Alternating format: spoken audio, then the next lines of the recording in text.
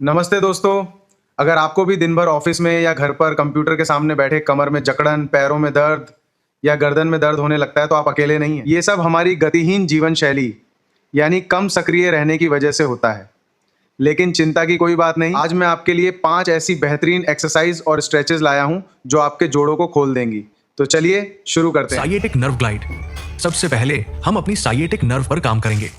जब ये नर्व दब जाती है तो कमर से लेकर पैर तक दर्द, झुनझुनी या सुनपन महसूस हो सकता है। ये एक्सरसाइज नर्व पर दबाव कम करने और उसे आसानी से मूव करने में मदद करती है। फर्श या मैट पर सीधे बैठ जाएं। अपनी पीठ बिल्कुल सीधी रखें ताकि शरीर एल शेप में रहे। अब अपने दाएं पैर को घुटने से मोड़े और दोनों हाथों से घुटने के पीछे पकड़ लें। धीरे धीरे दाएं पैर को ऊपर उठाते हुए पूरा सीधा करें। जैसे जैसे पैर सीधा हो उसी समय अपनी गर्दन को धीरे धीरे पीछे की ओर ले जाएं और छत की तरफ देखें। अब इसके उल्टा करें। जैसे ही घुटने को वापस मोड़े अपनी गर्दन को भी झुकाकर नाभि की तरफ देखें। इसी तरह लगातार करें। पैर सीधा, गर्दन ऊपर, पैर मोड़ा, गर्दन नीचे।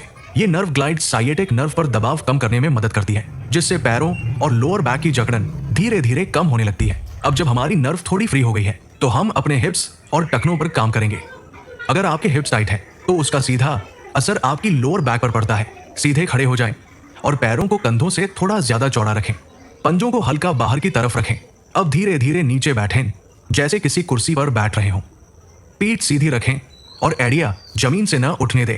अपनी कोहनियों को घुटनों के अंदर रखें और उन्हें हल्के से बाहर की तरफ धकेलें ताकि हिप्स और ज्यादा खुलें। इस स्थिति में 30 सेकंड तक रुकें। इस दौरान हिप्स को हल्का हल्का दाएं बाएं हिलाएं ताकि हर एंगल पर स्ट्रेच मिले। इसके 2 से 3 सेट करें। डीप स्क्वाट हिप्स की गतिशीलता और टखनों की लचक बढ़ाता है। ये पोस्चर सुधारने और लोअर बैक पर पड़ने वाले दबाव को कम करने में बहुत मददगार है। काउच स्ट्रेच, ये मेरी पसंदीदा स्ट्रेच में से एक है, खासकर उनके लिए जो दिन भर बैठे रहते हैं। लंबे समय तक बैठने से हिप फ्लेक्सर मांसपेशियां टाइट हो जाती है और पेल्विस को आगे की ओर खींचती है, जिससे कमर में दर्द शुरू हो सकता है। ये स्ट्रेच उसी मांसपेशी पर काम करती है। किसी दीवार या मजबूत कुर्सी के पास जाएं। घुटनों के बल बैठें और अपना दायां घुटना दीवार के बिल्कुल पास रखें। दाएं पैर के पंजे को दीवार पर ऊपर की तरफ टिकाएं जैसे काउच स्ट्रेच में किया जाता है। अब बायां पैर आगे लाकर लंज की स्थिति बनाएं, जहां बायां घुटना लगभग 90 डिग्री पर मुड़ा हो। शरीर को सीधा रखें, पीछे की तरफ न झुके। धीरे धीरे अपने हिप्स को आगे की ओर धकेलें जब तक दाईं जांघ और हिप में गहरा स्ट्रेच महसूस न हो। गहरी सांस लेते हुए इस स्थिति में रुके रहें। ये स्ट्रेच श्वास मांसपेशी को लंबा और लचीला बनाती है, जिससे लंबे समय तक बैठने की वजह से होने वाला कमर दर्द काफी हद तक कम हो सकता है। समय, प्रत्येक पैर पर 1 से 2 मिनट। Stick overhead rotation. अब हम शरीर के ऊपरी हिस्से पर काम करेंगे। लंबे समय तक कंप्यूटर पर काम करने से कंधे आगे की तरफ झुक जाते हैं और शरीर झुकी हुई मुद्रा में आ जाता है, जिससे गर्दन में जकड़न और तनाव वाला सिर दर्द हो सकता है। ये एक्सरसाइज उसी पोस्चर को सुधारने में मदद करती है। कैसे करें? एक स्टिक, तौलिया या रेजिस्टेंस बैंड लें और उसे दोनों हाथों से चौड़ी पकड़ में पकड़े। सीधे खड़े हो जाएं। पैरों को कंधों की चौड़ाई पर रखें और पेट की मांसपेशियों को हल्का टाइट रखें। धीरे धीरे स्टिक को सामने से ऊपर उठाएं और फिर सिर के पीछे ले जाएं जब तक वो आपकी कमर के पीछे की तरफ ना पहुंच जाए। फिर उसी रास्ते से वापस सामने ले आएं। अगर लचक कम है तो दोनों हाथों के बीच की दूरी और बढ़ा लें।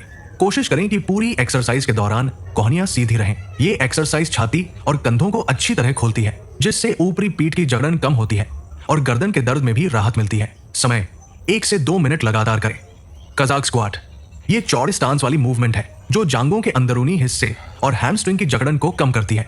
पैरों की लचक बढ़ाने के लिए ये बहुत प्रभावी एक्सरसाइज है। 1, पैरों को काफी चौड़ा फैलाकर खड़े हो जाएं और पंजों को हल्का बाहर की तरफ रखें।